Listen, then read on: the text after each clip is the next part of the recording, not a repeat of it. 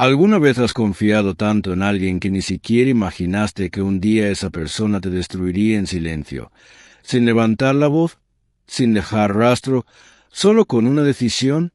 Esta historia no empieza con gritos ni portazos.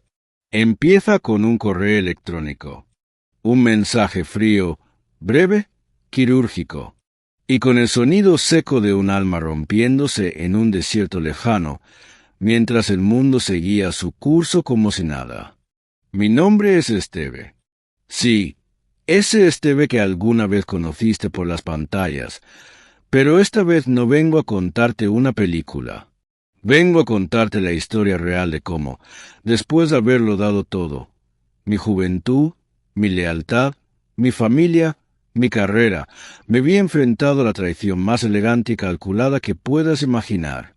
Pero esta no es una historia de víctimas. Es una historia de preparación. De cómo el silencio puede ser más letal que el escándalo. De cómo la justicia, cuando se acompaña de estrategia, puede ser más poderosa que la venganza. Y sobre todo, es una advertencia. Porque si alguna vez te llega un mensaje con el asunto seamos adultos sobre esto, será mejor que tengas todo listo. Porque algunos hombres no buscan venganza, buscan respuestas. Y las encuentran. Durante meses, algo en ella había cambiado, pero no de manera escandalosa ni evidente. Fue una transformación silenciosa, casi elegante, como si alguien hubiera ido desplazando los objetos del lugar en una habitación que conoces a la perfección, hasta que un día te das cuenta de que ya no sabes dónde estás parado. No hubo peleas, no hubo reclamos, solo un vacío creciente entre nosotros.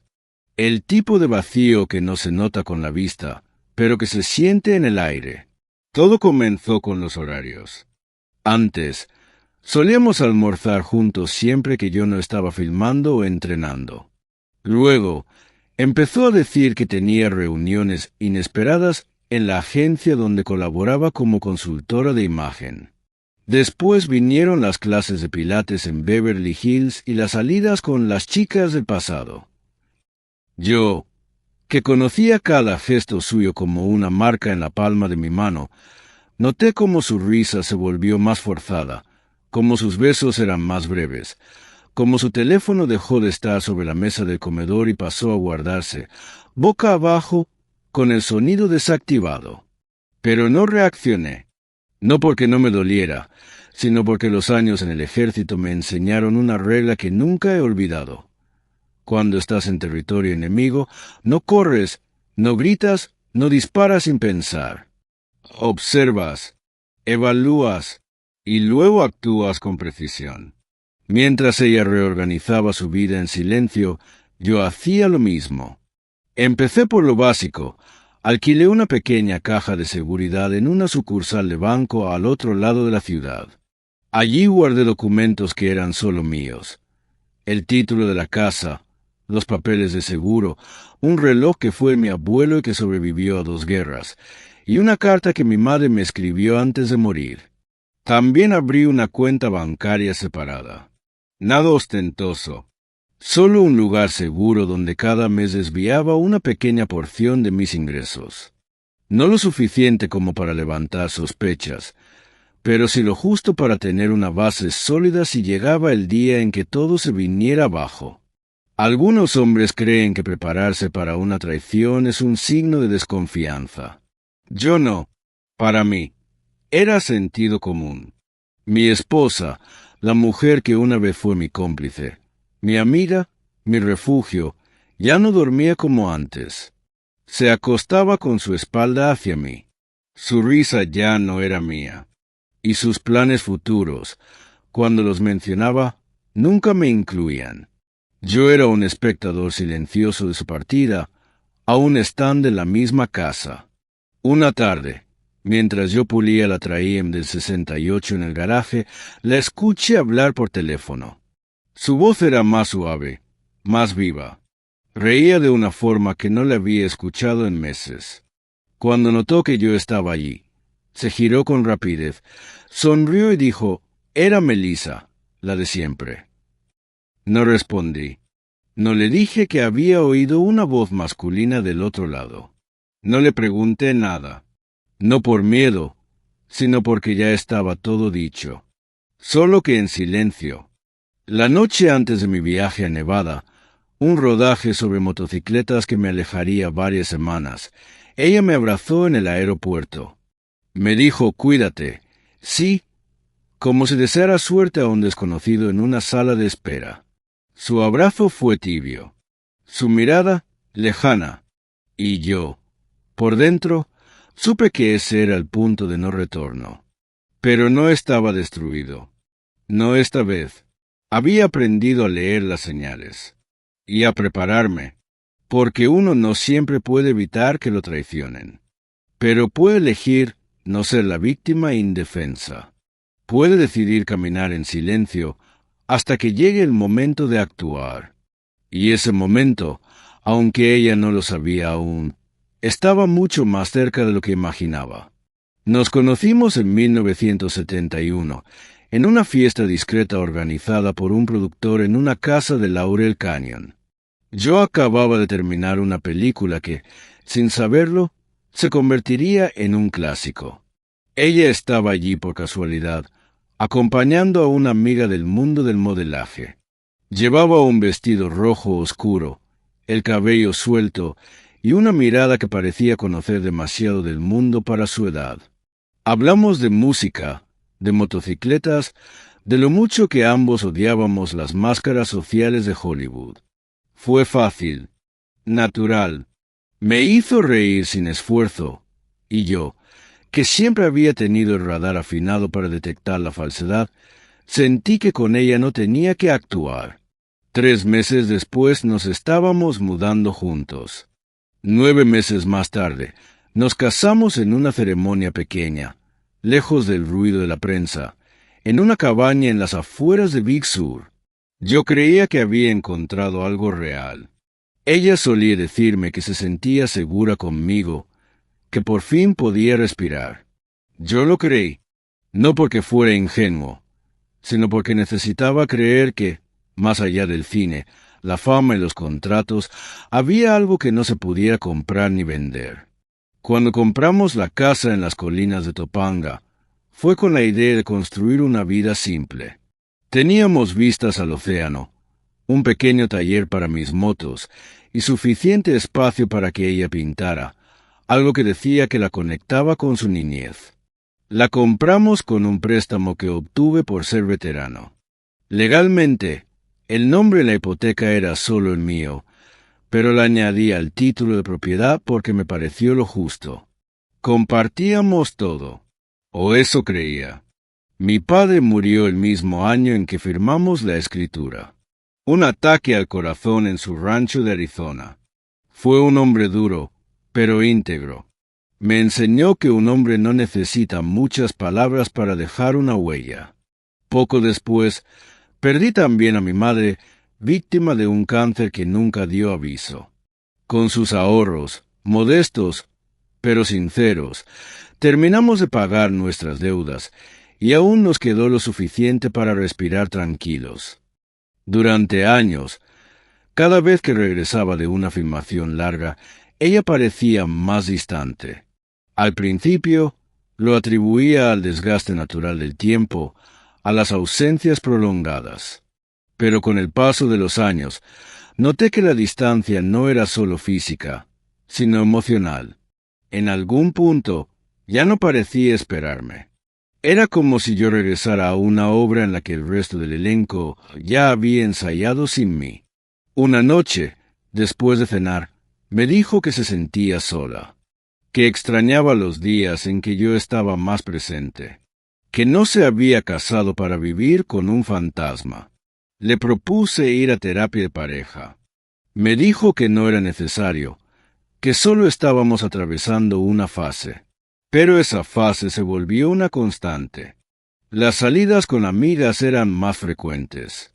Las noches de autoexploración personal también. Incluso los viajes con su círculo de meditación a Joshua Tree comenzaron a parecerme demasiado convenientes. Yo seguía trabajando, rodando, haciendo entrevistas. pero siempre volvía a casa con la esperanza de reencontrarnos. Hasta que un día me di cuenta de que ella ya no esperaba. Había seguido adelante, solo que sin avisarme. Todo esto lo recordé con claridad brutal cuando, semanas más tarde, abrí el correo electrónico con el asunto «Seamos adultos sobre esto». 3 líneas que disolvieron casi 10 años de vida compartida. Pero en ese momento no sentí furia. Sentí comprensión. Porque mientras ella tejía su salida con delicadeza, yo ya había construido una red para amortiguar la caída. Y eso, aunque ella no lo sabía, sería la diferencia entre perderlo todo y perder solo a quien ya se había ido. El mensaje llegó una mañana de miércoles, mientras yo terminaba de revisar el guión de un comercial que debía rodar en Las Vegas. El asunto decía, «Seamos adultos sobre esto». No había drama, no había explicación. Solo 3 frases, frías, afiladas, informativas. Decía que ya había presentado los papeles del divorcio, que había vaciado nuestra cuenta conjunta y que su nuevo compañero, Jeremy, lo llamó, ya se había instalado en nuestra casa de Topanga, el mismo lugar donde colgaban mis cascos, donde aún estaban las fotos de mis padres, donde ella y yo habíamos imaginado en su momento criar una familia. Todo eso ahora era escenario de una nueva obra, pero sin mí. Leí el mensaje 2 veces. No respondí de inmediato. Cerré el portátil. Me serví un café. Me duché en silencio. Me puse la chaqueta de cuero, esa que usaba en los viajes largos, y salí a rodar por la autopista vacía. El rugido del motor fue mi única reacción. Cuando regresé por la noche al hotel, abrí de nuevo el correo, pulsé responder y escribí una sola palabra. Entendido. Nada más. Ningún reproche. Ninguna súplica. Cero rabia. Porque sabía que lo emocional no tenía espacio aquí. Esto ahora era una operación. Y como todo operativo, necesitaba cabeza fría. Al día siguiente, fui a desayunar con una expresión tranquila, casi imperturbable. Mi asistente notó algo en mi voz, una cierta pausa que no estaba allí antes. Me preguntó si todo estaba bien. Dije que sí. Solo asuntos personales. Respondí con una media sonrisa. Nadie preguntó más. A veces el silencio de un hombre es suficiente para evitar cualquier otra invasión. Pero por dentro, algo se había activado. Una parte de mí, la más silenciosa y calculadora, había entrado en alerta total. Decidí revisar nuestras cuentas conjuntas. Lo que encontré me confirmó lo que ya temía. No solo había vaciado la principal, la que usábamos para gastos domésticos, sino también había comenzado a mover dinero de nuestros ahorros semanas antes. Transferencias pequeñas al principio, como quien prueba el agua antes de lanzarse. Luego, cifras más grandes, justo después de que partí para el rodaje. El saldo restante era simbólico, $42 y algunas monedas, lo que costaba una cena rápida, lo que ella me había dejado. Llamé al banco desde el lobby del hotel. Pregunté por los movimientos recientes. Me respondieron con educación, pero sin ocultar el nerviosismo. Ella había autorizado transferencias desde su app móvil. Todo parecía legal. Pero había una transacción que me llamó la atención. Una transferencia de $76,000 a una cuenta desconocida. Pregunté por el titular. Me dijeron que no podían revelar la información. Colgué. No insistí. No aún. Esa noche, abrí la aplicación del sistema de cámaras que había instalado en casa hacía 2 años. Ella había olvidado que tenía acceso remoto. En la pantalla apareció mi sala, mis libros, mis guitarras colgadas. Y él, un tipo que no conocía, con barba corta, sin camisa, usando mi taza del desayuno y el batín que me regaló ella para mi cumpleaños número 50. Caminaba por mi casa como si siempre hubiera vivido allí. Vi también a mi perro, Max, correr detrás de él con alegría. Mi perro. Lo había visto más feliz en ese instante que en todo el último año conmigo. En ese momento no sentí ira. Lo que sentí fue claridad. Un tipo de lucidez que no es emocional, sino funcional. Saqué mi libreta de apuntes. Escribí una lista: contactar abogado, revisar titularidad de la casa, verificar estatus del préstamo, consultar movimientos bancarios recientes. Añadí otra línea: instalar respaldo en la nube de todas las cámaras. Y la última: no actuar aún. No era momento de estallar. Era momento de observar. Ella pensaba que había ganado, que su jugada era perfecta. Pero olvidó un detalle esencial. Algunos hombres no hablan, porque están ocupados pensando. Y cuando finalmente actúan, ya es demasiado tarde para escapar. A las 5:45 del día siguiente, aún con la mente afilada por la imagen de aquel desconocido usando mi batín y bebiendo de mi taza, llamé a James Carpenter, viejo amigo de mis años en Okinawa, ahora abogado especializado en litigios civiles, más importante aún, un hombre que sabía cuándo hablar y cuándo solo escuchar. «Necesito tu ayuda», le dije, discreta y urgente. No hizo preguntas. Solo respondió: «Ven a mi oficina esta tarde. Usa la entrada trasera». A las 4 ya estábamos sentados en una sala sin ventanas, con una lámpara colgando que lanzaba una luz amarillenta y cruda sobre los documentos que había traído. Le mostré capturas de pantalla de las transferencias, copias digitales de la escritura de la casa, el estado del préstamo, las imágenes del nuevo inquilino entrando a mi cocina y una copia impresa del correo que lo inició todo. James los fue revisando uno por uno, sin prisa. Luego sacó un papel que me hizo detener la respiración. «Encontré esto al revisar movimientos recientes en el registro de propiedades», dijo. «Era una solicitud de refinanciamiento de nuestra casa con mi firma, o al menos eso parecía. Pero yo nunca había firmado ese documento. Y al mirar de cerca, noté la diferencia.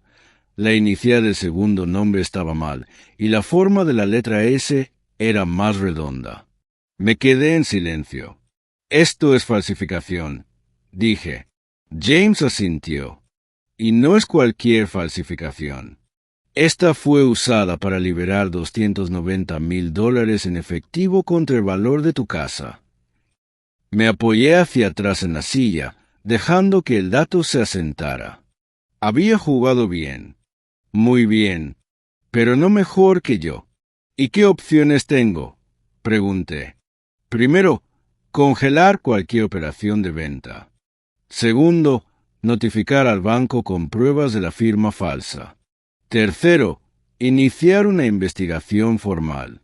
Cuarto, y más importante, no contactes con ella». «No aún».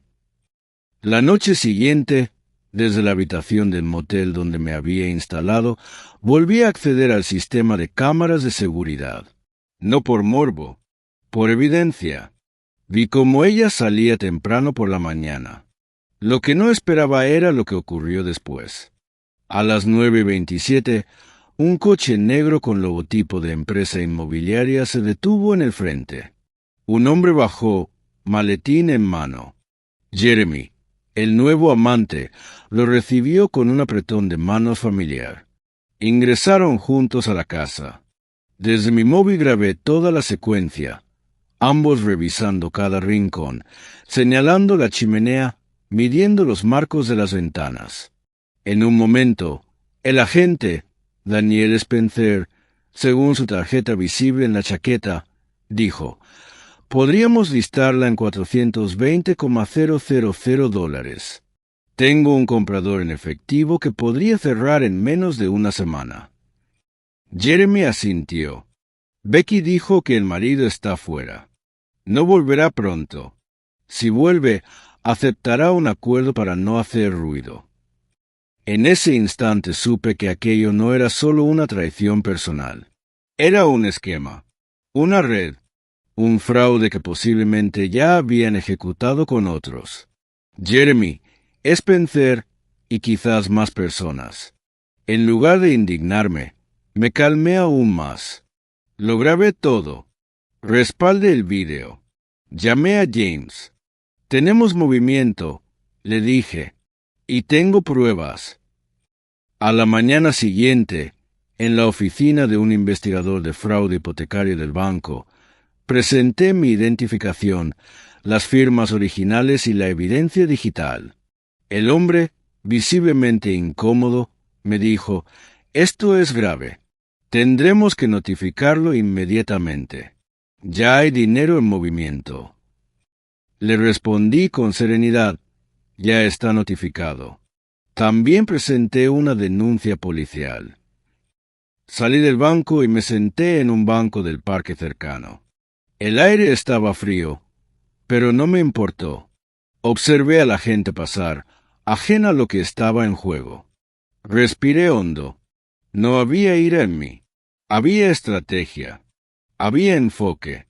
Y sobre todo, había una verdad poderosa gestándose. Esta vez, ellos no sabían con quién se habían metido. Lo que para ella fue una huida sentimental, para mí ahora era una operación quirúrgica de recuperación y justicia. Y apenas había comenzado.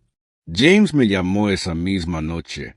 Su voz sonaba tensa, pero contenida.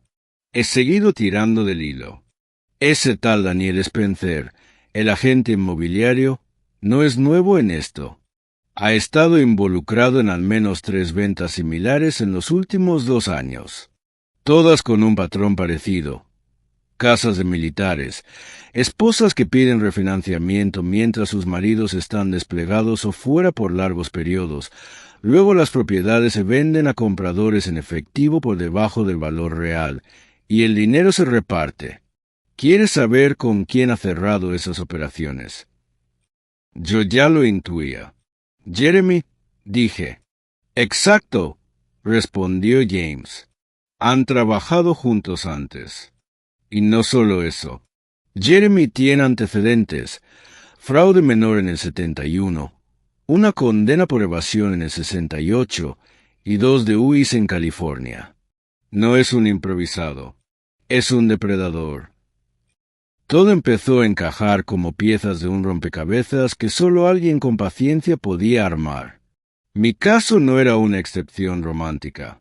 Era parte de un patrón. Y mi exesposa, Becky, ya no parecía solo una mujer confundida o insatisfecha. Podía ser, perfectamente, cómplice consciente o una pieza manipulada. Pero en ese momento, eso ya no era lo importante. Lo importante era la red que ambos habían tejido, y cómo desmontarla sin que escaparan. Volví a revisar los movimientos de la cuenta bancaria desde donde habían vaciado los fondos del refinanciamiento. James consiguió acceso a los registros completos con una orden judicial provisional. Las transferencias no solo iban a Jeremy. También había una secuencia repetitiva de depósitos a nombre de The Spencer Real Estate Holdings. Era evidente, no estaban esperando vender mi casa. Ya la habían vendido simbólicamente. El comprador estaba listo. Y mi identidad, mis papeles, mi historia eran solo una firma más, falsificada en su operación. Fue entonces cuando decidimos dar un paso mayor. James contactó directamente con la División de Delitos Financieros del FBI. Presentamos los documentos, las grabaciones, los registros bancarios, las capturas del sistema de cámaras y un informe completo del historial de Spencer y Jeremy. No bastaba con detener una venta. Había que cortar la raíz del fraude. Y para eso, el gobierno federal tenía que estar implicado. Días después, 2 agentes especiales, Patel y Donovan, me llamaron para concertar una cita. Nos reunimos en una sala discreta dentro del edificio del FBI en Los Ángeles. Revisaron cada documento, escucharon cada grabación, hicieron anotaciones meticulosas. Esto no es solo un fraude hipotecario, dijo Patel.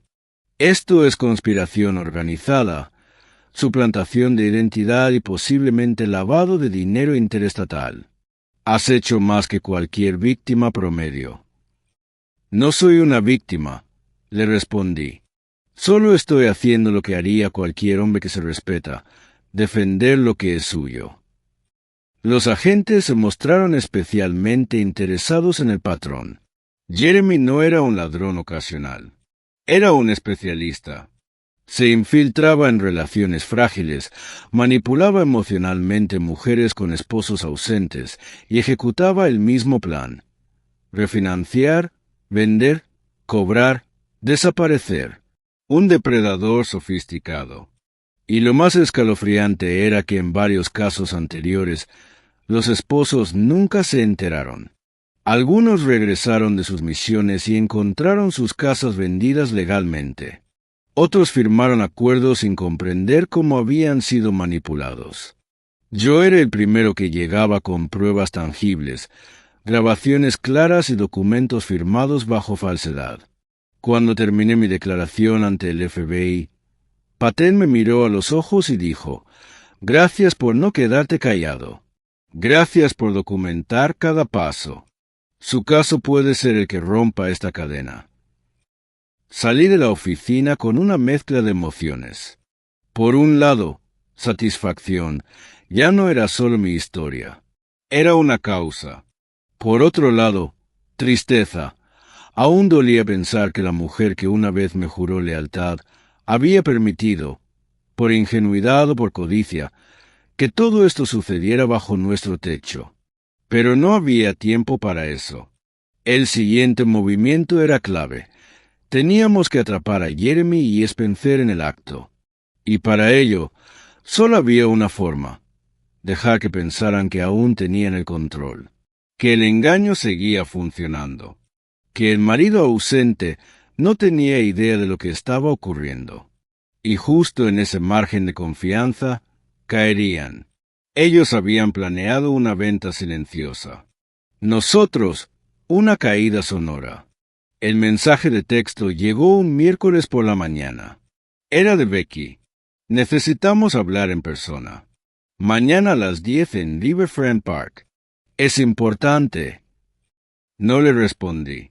En su mundo, yo seguía siendo el hombre desconectado, ausente, demasiado distraído para entender la magnitud de lo que estaba ocurriendo.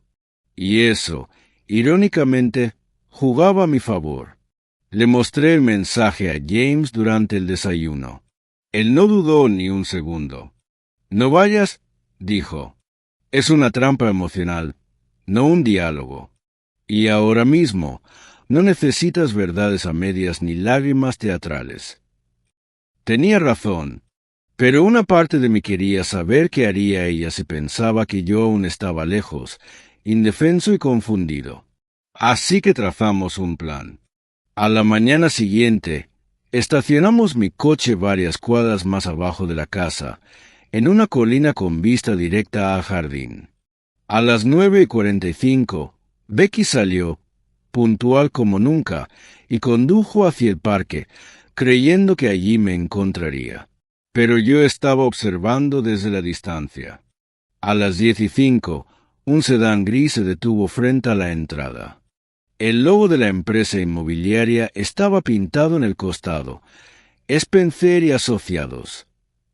Jeremy salió a recibirlo como si fuera el dueño legítimo de la propiedad. Se dieron la mano, intercambiaron bromas, y entraron. James me miró. «¿Vamos detrás?» Negué con la cabeza. «No es necesario». Saqué el teléfono y abrí la app de seguridad. Las cámaras interiores y exteriores seguían funcionando como el primer día. Y lo que vimos en la pantalla no podía haber sido más claro. Spencer tomaba fotos de la sala, Jeremy señalaba detalles de la cocina, incluso hablaron de posibles mejoras para elevar el valor de reventa. Voy a listar esto a 470, dijo Spencer. Pero ya tengo una oferta en efectivo por 420. Si todo fluye como antes, cerramos en 5 días. Jeremy asintió. Becky dijo que el esposo no va a meter las narices. Está fuera del país. Spencer se rió. Siempre son así.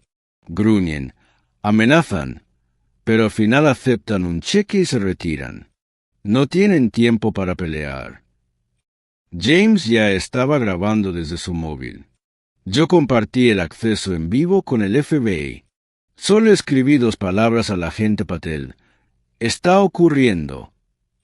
Media hora después, los 2 hombres salieron de la casa con expresión relajada, satisfechos. Spencer se subió a su coche. Jeremy volvió a entrar como si nada, pero nosotros ya sabíamos lo suficiente. Había evidencia visual, conversaciones grabadas, movimientos bancarios, firmas falsificadas y antecedentes criminales. El caso era sólido, y ellos, confiados, acababan de cavar su propia tumba. No pasaron ni 40 minutos antes de que una caravana de vehículos federales rodeara la casa. Desde nuestra posición, lo vimos todo. Agentes del FBI salieron con precisión quirúrgica. Entraron sin titubear. Spencer y Jeremy fueron esposados frente al jardín, mientras algunos agentes sacaban cajas con documentos y computadoras del interior. Un par de vecinos miraban desde lejos, sin entender lo que pasaba. Becky llegó en su coche justo cuando la escena había alcanzado su clímax. Frenó en seco al ver las luces, los uniformes, los flashes de cámaras. Se bajó con las manos temblorosas, la mirada rota. No gritó, solo se quedó ahí, observando cómo todo se venía abajo, como su plan, su nuevo comienzo, se convertía en una catástrofe pública. Un agente se le acercó. Le habló en voz baja. Becky asintió, se cubrió la boca con las manos y se dejó caer en el césped. No lloró, no se defendió, solo se derrumbó. Mientras tanto, yo seguía observando desde la colina. No bajé, no me acerqué, no dije una palabra. Ya no era necesario. Lo esencial estaba hecho. Lo que una vez fue una historia de traición conyugal se había convertido en una operación legal impecable. Y ahora, los mismos que pensaron que podían despojarme en silencio, estaban siendo juzgados por su propio ruido. Esa noche, en el despacho del FBI, la agente Patel nos dio la noticia final. Los tenemos grabados.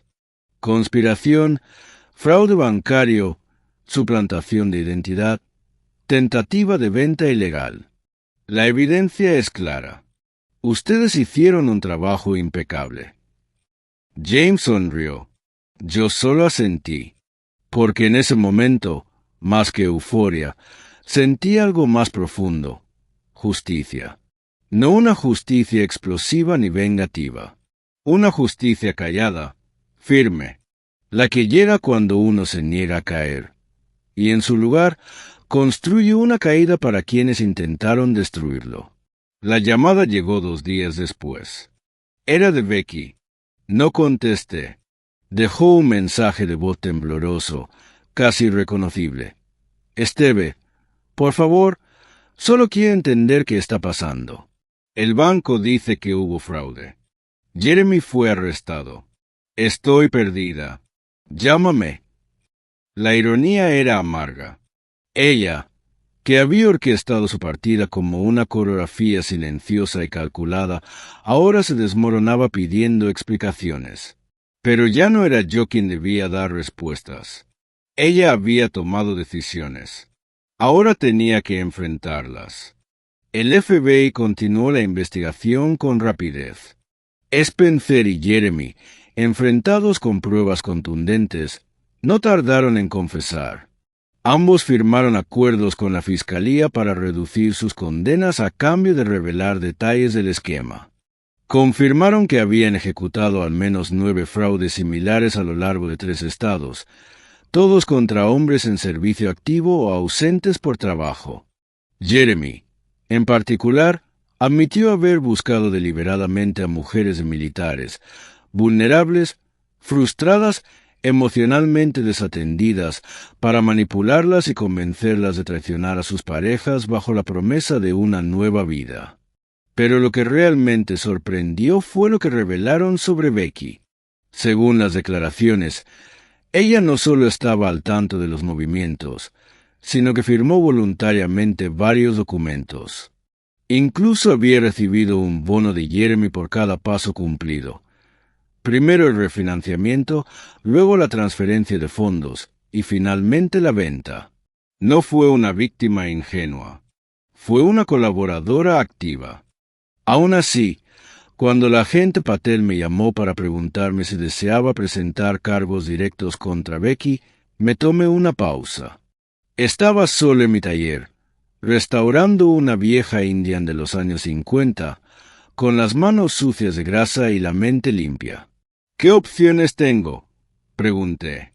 Legalmente, puedes presentar una demanda por falsificación, fraude y complicidad en un delito federal. Las pruebas están, pero también puedes negociar un acuerdo civil, sin llegar a juicio. Depende de lo que quieras, respondió ella. Me quedé en silencio. Pensé en todos esos años, en la mujer que fue, en lo que fuimos, en la forma en que me miraba cuando todavía creía en nosotros. Y luego recordé la imagen de Jeremy, usando mi batín, con mi perro, en mi casa. Todo se volvió claro. Quiero lo que es mío. Y quiero que firme una confesión completa. Que devuelva hasta el último centavo. Y que renuncie a todo derecho sobre la propiedad de mi pensión militar. Respondí. Nada más, nada menos. Becky aceptó. No tenía muchas opciones. Firmó la confesión, devolvió el dinero restante y quedó legalmente desvinculada de todo lo que alguna vez compartimos. El acuerdo también estipulaba que no podría contactarme bajo ninguna circunstancia durante 5 años. No hubo juicio, no hubo titulares, solo papeles firmados y un silencio que pesaba más que cualquier escándalo. La noche que se oficializó el divorcio, James y yo brindamos con una botella de bourbon que había guardado desde el 73. Por la justicia sin gritos, dijo. Y por los hombres que saben esperar, respondí. Luego me quedé solo, mirando las luces lejanas de la ciudad desde la terraza del taller. No sentí odio, no sentí alivio inmediato, solo una paz extraña, como si algo dentro de mí se hubiera reordenado lentamente, sin estridencias, sin dramatismo, como cuando una moto vieja vuelve a arrancar después de años en silencio. Pocos días después, recibí una carta. No tenía remitente visible. La abrí con cautela. Venía de una mujer en Nuevo México. Su esposo era marino. Habían estado a punto de caer en la misma trampa. Gracias a las detenciones, el FBI logró detener el proceso justo a tiempo. Ella escribió: «No sé quién es usted, pero gracias. Usted salvó nuestro hogar sin conocernos. Porque eligió pelear en silencio, otros pudimos despertar a tiempo». La leí 2 veces. Luego la coloqué en la puerta de la nevera, sujetada con un imán de Indian Motorcycles. Esa noche dormí profundamente, por primera vez en mucho tiempo, no por venganza, no por victoria, sino por certeza, porque hay batallas que se ganan sin alzar la voz, y cuando el enemigo cae por su propio peso, uno no necesita celebrarlo, solo mirar hacia adelante y seguir construyendo, en paz. 1 año después de todo aquello, vendí la casa de Topanga. No podía vivir rodeado de recuerdos convertidos en ruinas emocionales. Compré una cabaña rústica en las montañas de Utah con un taller de madera y espacio suficiente para mis motos. Aprendí a disfrutar el silencio otra vez, pero no como castigo, sino como elección. Me retiré oficialmente del mundo que tanto me dio y también tanto me quitó. A veces pienso en todo lo que pasó, en cómo una vida construida durante años puede desmoronarse en minutos, pero también en cómo, si uno está preparado, puede volver a levantarse con más claridad, más propósito y menos cargas. No todos los traicionados terminan derrotados. Algunos simplemente aprenden a elegir mejor sus batallas. Y si tú, que estás viendo esto, alguna vez pasaste por algo similar, quiero que sepas, tu valor no se mide por lo que perdiste, sino por cómo decidiste continuar. Cuéntame en los comentarios, ¿alguna vez sentiste que te traicionaron cuando menos lo esperabas? ¿Y qué hiciste? Si esta historia te tocó, no olvides dejar tu like, compartirla con alguien que la necesite y suscribirte para más relatos reales de caída y reconstrucción. Porque a veces la justicia llega. Solo hay que estar listo para recibirla.